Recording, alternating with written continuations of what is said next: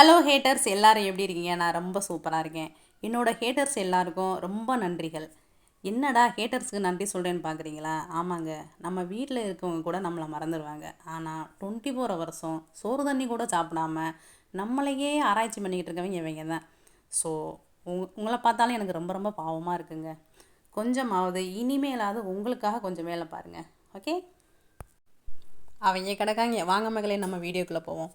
எல்லாருக்கும் வணக்கம். இன்றைக்கி நாம் ஒரு மேக்கப்புக்காக ஆத்தங்குடி அப்படிங்கிற ஒரு ஊருக்காக போயிட்டு இருந்தோம். இந்த ஊர் எங்கே இருக்குது அப்படின்னு பார்த்தா காரைக்குடி பக்கத்தில் இருக்குது. செட்டிநாடு ஆத்தங்குடி. இந்த ஊர் ஒரு ஒரு விஷயத்துக்கு ரொம்ப ரொம்ப ஃபேமஸான ஊர்.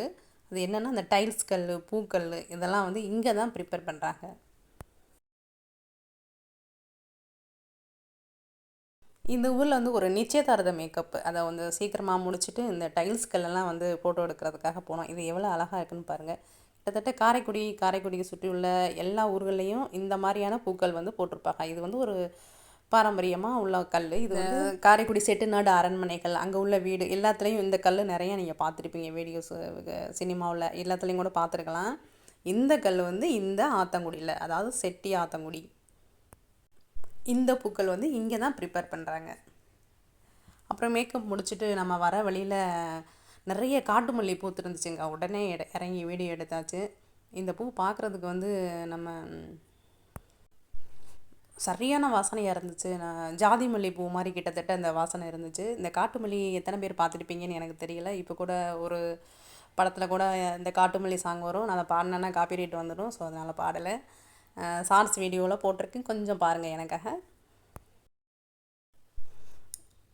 இந்த பூக்கள் அந்த அந்த வழியில் கிராஸ் பண்ணி போகவே முடியலை. அந்தளவுக்கு சரியான வாசனையாக இருந்துச்சுங்க. இந்த பூ இதை பார்க்குறதுக்காக நம்ம ஊட்டி, கொடைக்கானல் இப்படியெல்லாம் நம்ம போக முடியாது. அதுக்கு நமக்கு டைமும் இல்லை, அமௌண்ட்டும் இல்லை.